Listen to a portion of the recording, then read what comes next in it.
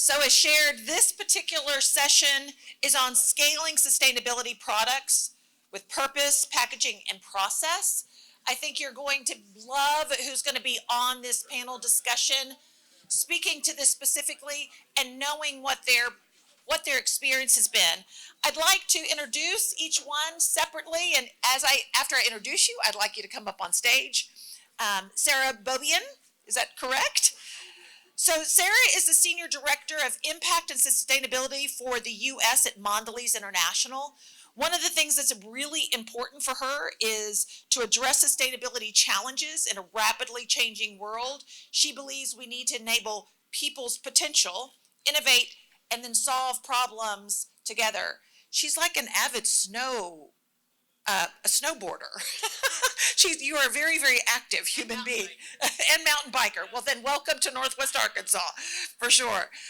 The next one that we will have on the stage with my introduction with all of my bios that you all have. Everybody's got long bios, impressive people.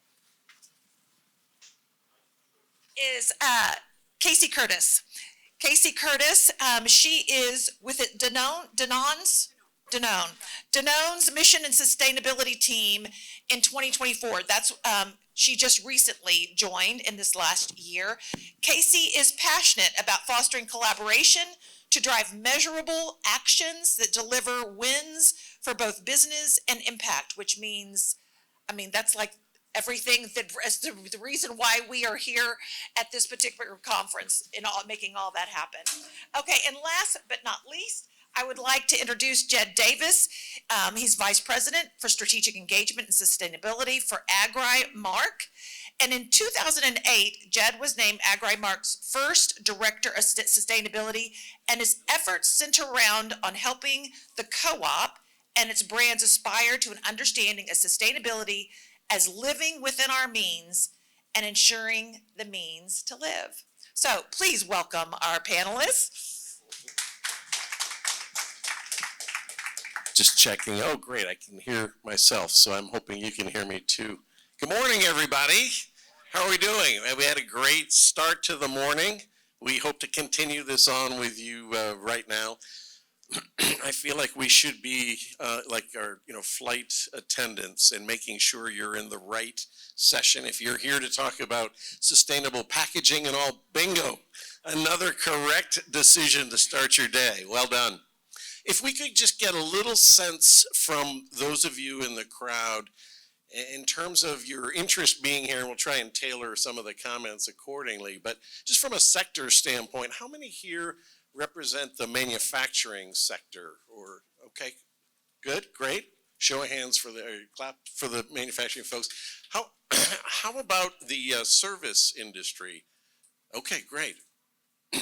Academics, I know we have some here, and I'm going to count all of you who are still in school as well. Great.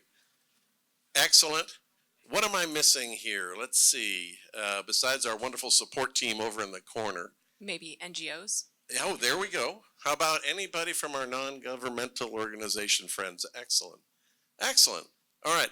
One last question. If I say the three initials EPR, how many know exactly what I'm talking about? And okay, small number. And how many want to hear a ton about that this morning? Okay, that's interesting. All right. Okay. All right, Sarah, good luck with that one. Oh, I'm sorry. So we're going to try and cover a number of different things this morning, and we'll sort of take turns in the different lanes described by the description for this. And, I think it's an intimate enough group, so I think we had originally thought about keeping all questions to the end, but let's see how it goes. If something really strikes you in the moment, give us an indication, and we'll see if we can address that. Does that sound good? All right. Casey, I think you kick us off. So the session today is purpose, packaging, and process. We're going to start with the last one, process, which really to me starts with people behind the process. And I think we heard yesterday in Jeff's opening that this session, the sessions you're here for, really should be about the how. There's plenty out there about the what, but this is about the how. So I'm personally really passionate about this. So a little bit about my journey into sustainability to give you context. I have been with Danone for 12 years, primarily on the sales and commercial side of things, sold to Walmart, did a number of different things on the commercial side. And last year, took this role and was specifically asked, as someone from sales, if I would be interested in doing this so that we could continue our journey at Danone in hardwiring impact and sustainability in the organization. So really intentionally, I have a non-traditional path to what we do, but am incredibly passionate about it. And so really the majority of my role is transformation and connecting with other teams to ensure we're doing just that and hardwiring impact into all teams across the thousands of people we have working at Danone. I want to share a couple of tangible examples of how we're doing that. I think might be helpful, even if you're a student or from a different sector. I think hopefully they can be relatable for you. But one, we started with people when I came into this role. As I said, we have a team of about 7 people in mission and sustainability in Danone North America, which is a small but mighty team. And so we know that we can't do everything by ourselves. And so we got with HR and our transformation teams and started to talk about how we better connect this into our business units, who I see as some of our main customers internally, but key partners for us. And we have people in the business units who some are very naturally passionate about what we do, and some are just less familiar with the space, et cetera, so at different levels. And one of the things we did specifically with HR and transformation teams was to embed this within a lead's title and scope of their role within the business unit. So each of our business units now has somebody on what we call the planning and innovation teams who's responsible for a business strategy, who has this embedded as part of their role.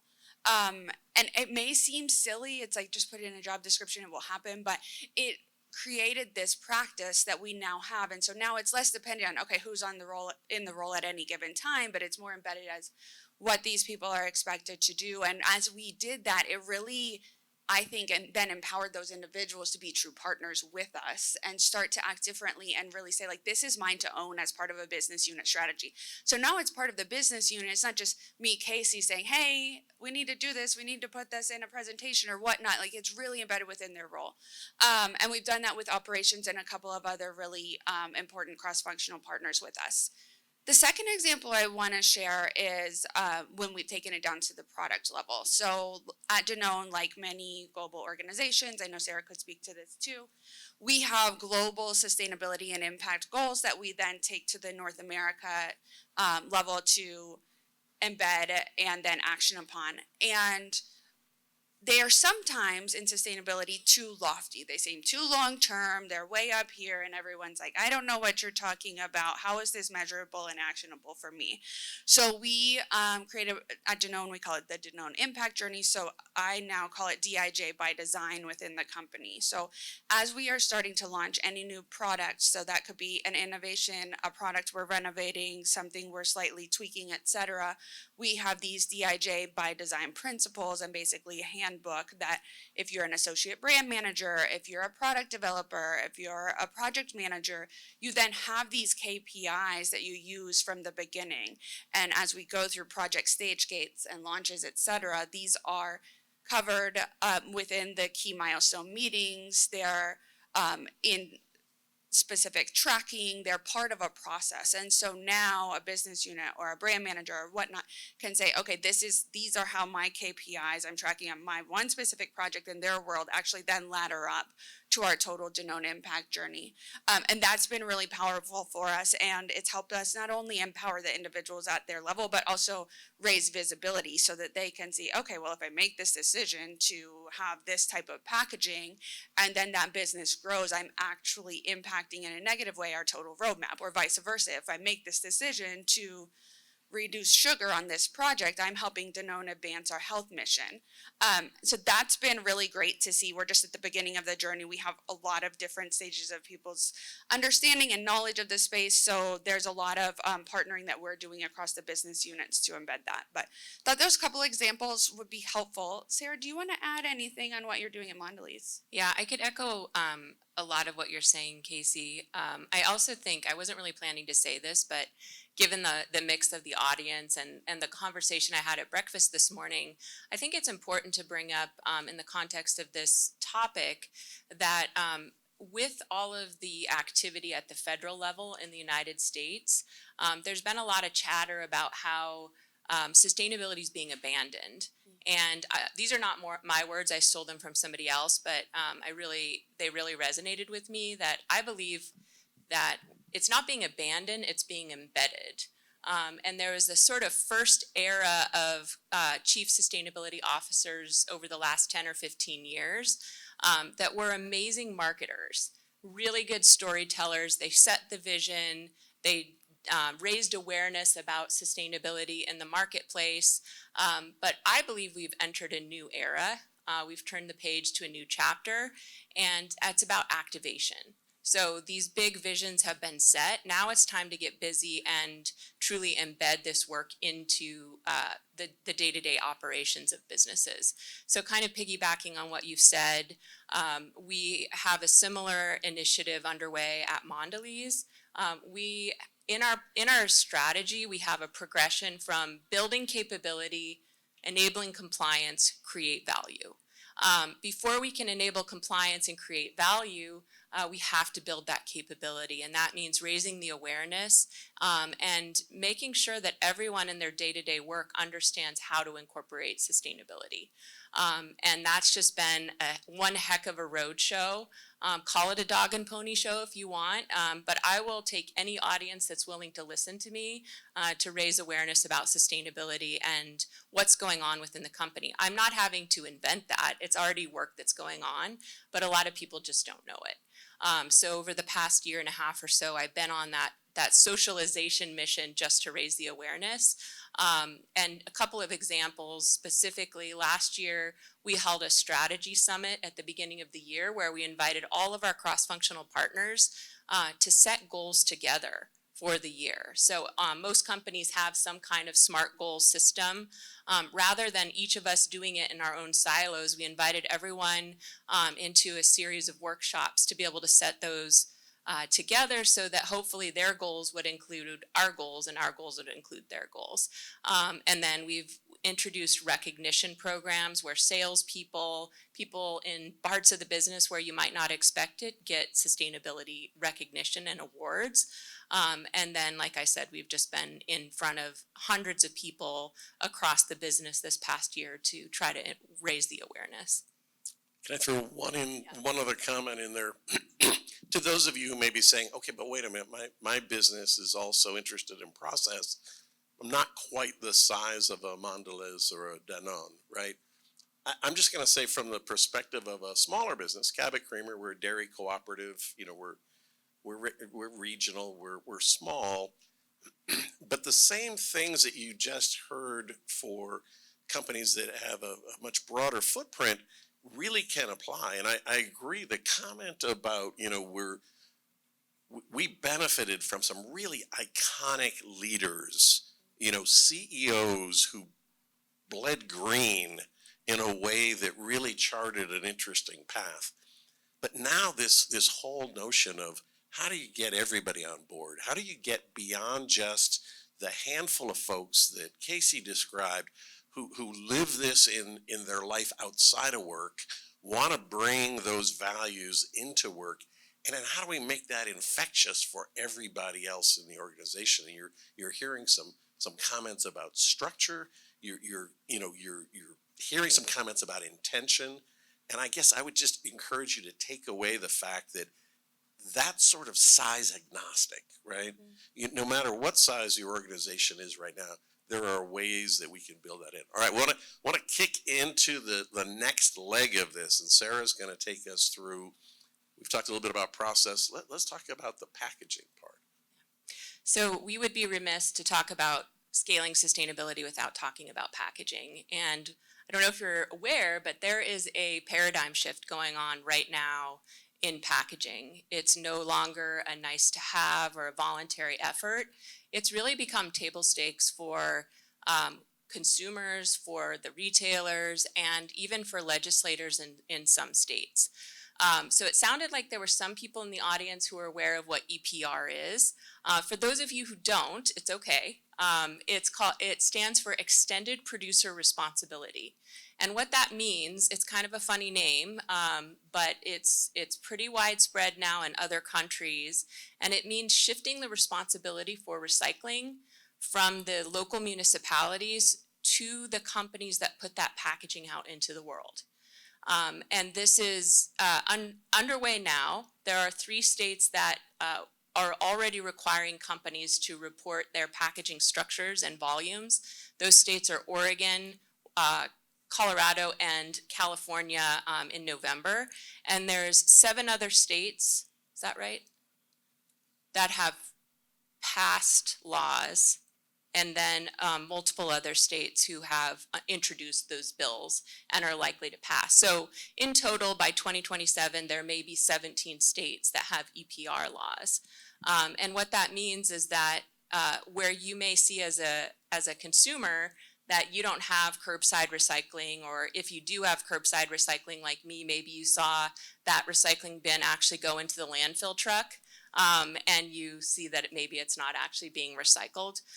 Well, that should be fixed because companies like ours are paying for that recycling infrastructure to be built. So I'll pause there. Any questions before I move on about what EPR is? Okay. One question. Yeah. If you can just wait for a mic for 1 second. I can also shout. It's pretty good. Thank you. Yeah, just a quick question. I know that in Europe they're requiring single-source plastics. Is that part of the EPR responsibilities for the U.S. as well? Yeah, that's great. That's actually a great segue. I was going to say, I mean, each state is different, which is why this is highly complex, because as a company we need to comply in each of those states, but the laws are slightly different. I'll use California. No surprise that California is the most rigorous so far of the states that have passed laws. To give you a sense of what California is requiring, 10% reduction in single-use plastic by 2027 and 25% reduction by 2032. So as a company who, you see some of our products on the table with the Belvita and the Cliff Bars, you know, our quality of our food is dependent on having good packaging and not having food waste, which is a very damaging, could be a damaging part of the production of our food. So reducing that plastic is a big feat. And then 100% of single-use plastic packaging is recyclable or compostable by 2032. And what California is saying is if you don't comply with that, then your products will be banned in the state. For us, that's a massive market. For most of us who sell in California, it's a big part of our business. So we do not want to be banned from California. And then the third one is that 65% of single-use plastic packaging is recycled by 2032. So to answer that question, right now the packaging you're looking at in front of you is multi-layer film. That's what we've chosen as the best film to keep it fresh. But it has to be a monoplastic in order for it to be recyclable. So in the next few years, we need to switch that multi-layer film to a monoplastic in order for it to be recycled. So yes, the packaging streams are going to change quite a bit in the next few years. And then there's other states that are also passing recycled content laws. Some of them the same states with EPR laws, others that they're doing recycled content but not EPR. And so we have to also be considering that we're using recycled content in that packaging. So our pack of the future will look a lot different than it does today. There's a lot of proprietary initiatives underway, which I'm sure there are at some of your companies too. I think making sure that we're addressing everybody in the audience, I think what's important about this is as the bigger companies, you know, if we think about supply and demand, are using these different streams of packaging, it will become a no-brainer for the packaging companies to be making the bulk of their packaging that's recyclable and that isn't compliant with these various laws. So even if you're not a company that has to report because you're small enough, it's likely that the scales will tip in the next few years where all of the packaging coming from the packaging suppliers will be compliant with these laws. It's already happening in Europe, in Australia, I believe in New Zealand as well. So this shift is underway. I think this will be one of the most dramatic things to happen in the sustainability space, maybe ever. You'll start to see what you're buying in the stores look different over the next couple years. And Sarah, you have a question here in the audience. Yeah, sorry. Yeah. So I was curious. Walmart recently partnered with a company called unpack. Their big thing is they have sustainable packaging. I was curious, how is that going to affect EPR? Just in general, are they going to have smaller packages, more effective packages? How is that going to work, if you know? Hopefully all of the above. And you guys are amazing at creating segues to topics. Yes, hopefully all of the above. As I mentioned, one of the things happening in California is that we need to reduce packaging. So I was going to hand it off to Casey to talk about some of the refillable exploration that's happening at Danone, which is one of the ways that you can reduce packaging as a company. Thanks, Sarah. Yeah, at Danone and like many companies, I think when people try to tackle this topic, and we'll even hear questions from leadership or from others, like, okay, so what's the answer? And I think the answer is there's a lot of ands in the answer. There's not going to be one solution. We sell different types of products, so finding the right solution for a yogurt cup, which is a dairy product that has a certain amount of shelf life, will be different than what Sarah's looking for on bars, etc. But specifically on reuse and refill, this is a topic that's come to us from a lot of customers. And the intent, I think, behind it is you can reduce the amount of packaging then in the world if you're refilling or reusing. So we are exploring some things. One of the pilots we did was actually one of our global pilots. During the Olympics in Paris last year, we actually started to pilot some stations. So just like frozen yogurt, it was a yogurt station, not for frozen yogurt, but for traditional dairy yogurt with different toppings, etc. We even had edible spoons that went with the yogurt, and you could refill your cup of yogurt with parfaits, etc. throughout the day.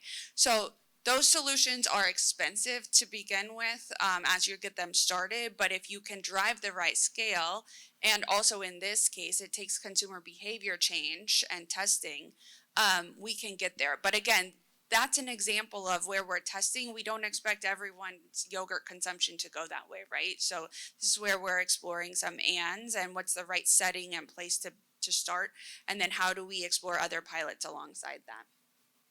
Thank you. And then to also include some sense of what smaller companies can be doing, because we have a massive R&D packaging team. We even have a dedicated EPR person now on our team that just got hired a couple months ago. Not all companies have that staff. So I wanted to hand it over to Jed, who can, talk about what his company is doing to get grants, to also be innovating on packaging without that more robust R&D pack team.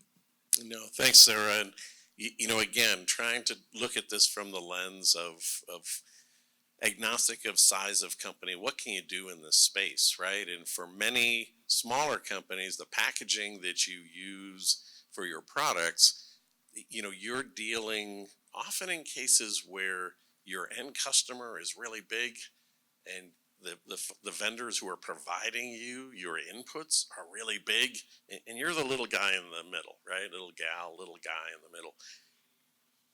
I guess my point that I'd like you to walk away with is that shouldn't be a non-starter. That should be the flame to say, I still have the same goals as the big companies, right? I really want to make some forward progress on these same issues, right? How do you do that? For us, we don't have that staff. I dream of having packaging engineers. I dream of having an EPR point person, right? In the process of bootstrapping, it's looking to other alternatives. In our particular case, one of the ways we found to do that was to pursue some grant funding. You know, in our case, you know, being a dairy company, we looked to some funding that was made dollars through the USDA, through a regional program in the Northeast, that allowed us to have some money to go to those partners and say, hey, listen, collectively, we know where we need to go, right? I mean, we know even before EPR became a legislative initiative and now a regulatory mandate, our customers were already saying, make it reusable, recyclable, or compostable, right? And so how do we get on that pathway, and how do we ensure some progress on that pathway? For us, the way to do that in a small scale like ours was to be able to get some outside funding that allowed us to then bring in the partners and say, all right, how do we do this, right?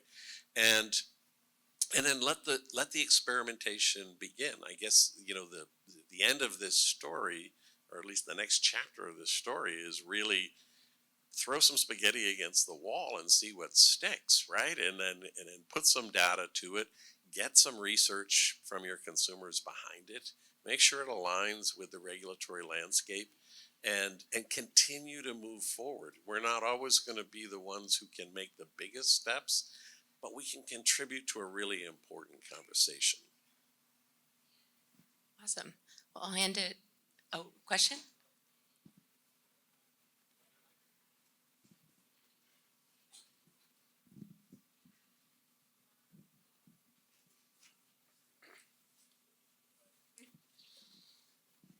Yeah, so my question is, how do you maintain sustainability or increase sustainability without losing value of a product? Because paper straws, for example, they are very sustainable, but a lot of people have a problem when they get wet and they fall apart in your mouth. So how do you increase sustainability without losing that value in your packaging or even in your products? I can take a stab at that. And I think, let me just say that packaging is the focus of this panel, but I think the positive challenge and the real creative tension in this space is packaging isn't the only thing, right? Function's really important. In the case of, you heard Casey talk about the fact that, food safety is really important, right? And there are other, both in terms of the license that we enjoy with our end consumers and our customers, but also just the operational realities of how you bring a product out there. You're hearing a little bit more about the benefit of bringing sustainability to the front of the process in the design side. But at the end of the day, it comes back to the ands, right? I mean, there are just more ands that we need to both understand, strive toward, and deliver to have a successful product. Yeah, I'd agree with that. I'd say one other thing that we start all of our product innovation, et cetera, with is with consumer insights. So that can't change. You have to first start with delivering something that is consumer centric, and you still maintain the same level of research, insights, et cetera, that you would. Now it's an and. And it takes years. I mean, part of the reason that, it's feeling even rushed to get to 2032 for California is that that's how much time it's going to take for us to be able to replace the current structures of packaging with something that, as I mentioned, keeps the product fresh, but also and delivers on our brand promise or our brand ethos, and there's not compromises there. So we've got packaging we could put out now that is very much sustainable, but maybe the product's stale, and we have to end up, sending it to food waste, which has a huge impact on the planet. Hi, I'm Sarah Lewis, and I was wondering about where you think in that amount of time, you're saying the 2032, for example, these changes take time, and would you say it's the toughest navigation is through the technical changes for the design and function, or is it more on the side of convincing people or changing perception or working through executives? Where do you feel like more work is needed? Yes. Yeah. No, Sarah, it's a great question. I'll take a first swing, but I know my fellow panelists have thoughts on this. I do think that, well, actually, let me hear my fellow panelists first. It's tough to pick one of those things, but I would say right now, it's technical challenges for us. Kind of what I was referring to before, making sure that the packaging still works in the way that it's intended. One of the challenges that we have is the line trial time, in our, packaging sites or our manufacturing sites. We can do a lot of work with the packaging suppliers, and a lot of work in our labs. But then making sure that packaging actually works on our lines is probably the biggest challenge right now. Until it works on the lines and it doesn't slow us down, then it's just an idea. So I would say that probably the technical is what I would rate number one. All right, you want to take a stab? The other thing that I'll hold out as being really important, and we were fortunate, that grant I mentioned also did fund some consumer research. And as we were looking at different options, it was really clear from the consumer research, the ones that were going to have a harder time flying with the consumers. And so that put some sideboards on our path to some extent. And I think we'll see some evolution in that for sure, especially as infrastructure changes and options around infrastructure change. But for right now, that's a real hard reality. So we have to do everything Sarah just described, but within tighter sideboards. It is how it feels to me right now. Yeah, I'd agree with that. I think they're all very interconnected. As Sarah said, the technical challenges, I think, are every large company is facing that, and small company.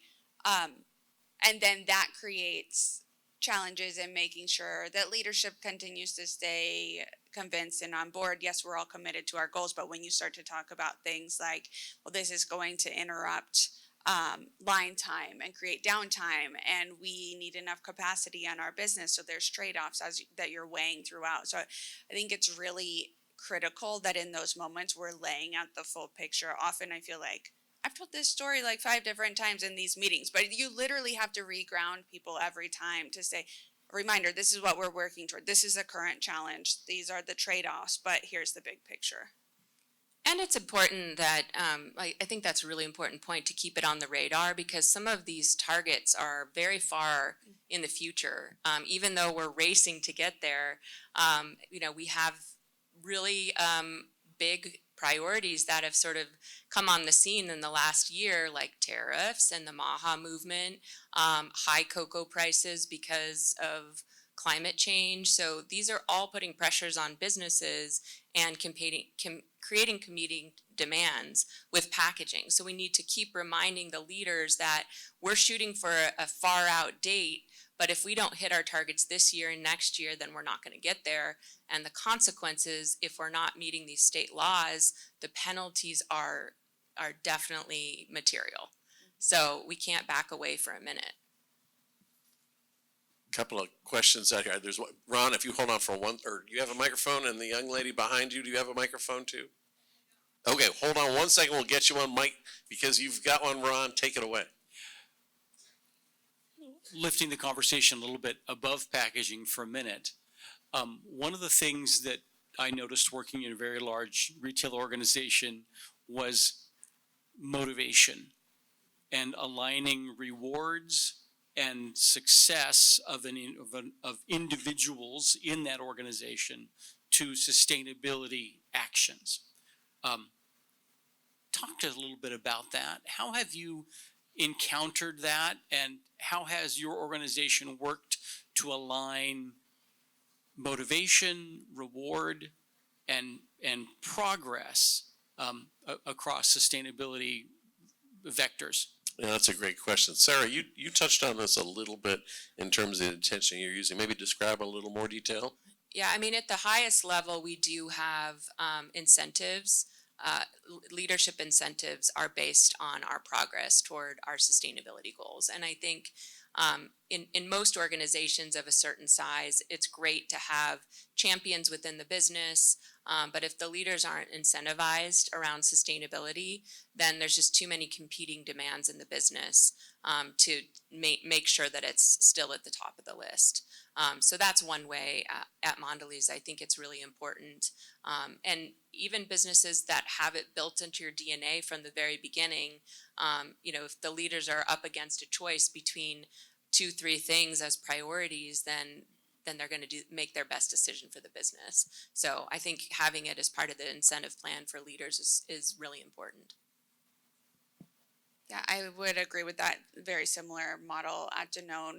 And then it trickles, I think Sarah talked a little bit about like an objectives workshop session that they have, but that trickles to our other teams too. So when you put it in someone's individual objectives and make their individual bonus performance tied to it too, it really makes a difference. The other thing I would say we've done with sales is embedded it too as part of when our sales teams talk to customers. We think about the consumer, the customer, Danone, and sometimes we've called that the triple win. And sustainability or impact is now a fourth thing that we really have at the forefront of how we're selling. Danone, our mission is to bring health through food to as many people as possible. We're a B Corp, so it's in our DNA, but having that as part of like the model and how we strategically think about things has also made a big difference for us. Yeah, and the only additional comment is just to say, I like what Casey's saying. Well, both Sarah and Casey are saying that even if you're just starting in this, start by putting it in people's job descriptions, right? I mean, the incentivization can come, doesn't need to be the first thing as money's tight and all that kind of thing, but having that intention to have it in writing that this is part of what you do, that's going to really resonate for some employees, and even for those for which it doesn't really initially resonate, that just becomes, what's involved in business as usual. And I think that's the right path.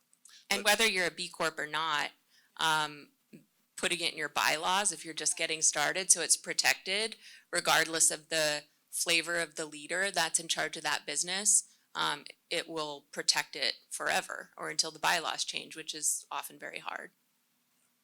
There's a question in the back that has a microphone now. Go for it. Yes. Okay, it's on. Yeah, I was just wondering, so I heard mention of kind of proprietary R&D initiatives, and I'm wondering how you all are thinking about collaboration, like both pre-competitive collaboration with, your peer companies. I'm thinking of like the Colgate recyclable toothpaste tube and giving that patent away, and then also how you're collaborating, I guess, even with sort of municipalities, thinking about the complexity of recycling infrastructure in the U.S. and what you all are up against with EPR and trying to make positive changes. But how do you see the recycling industry changing in the next 10 years, and how are you working to make sure how you're innovating now aligns with that? Okay, so we're going to hold that question for the next hour. No, I'm only kidding. That was jam-packed, right? And Sorry. I'm noticing we have 7 minutes left. So we may have to touch really lightly on that, but take it away. I'll try to be quick. Two things regarding EPR. We're a founding member of the Circular Action Alliance, which is the PRO that is helping us bridge with all of the states. The other organization we're a founding member of is the Flex Film Initiative. So going back to California, right now the packaging that you see on the table is not recyclable. Even if it was designed for recycling, it's not recyclable in California. So we need to expedite the development of that infrastructure in California so that packaging you see is recyclable. So the Flex Film Initiative is helping to do that. Other companies that might have small format, like a cosmetics company, they also are going to have an organization that has to make that particular kind of packaging, having the infrastructure so that all those small format things don't just fall through the conveyors of the MRFs. So there's different initiatives depending on what industry you're in. Flex Film is the most important to us. Also in the spirit of coalition, we're part of the Recycling Partnership. We're also part of Consumer Goods Forum, ELF, which is the EPR Leadership Forum. So coalition is very important to be, especially on the policy front, to be working on the policies and shaping those so that they are even practical for businesses, so we can comply and actually change this infrastructure. Great. All right, wait. We're waiting for that question that's the perfect segue to our last. Wait. Oh, here we go. Yeah. Oh, Here here you we go. go.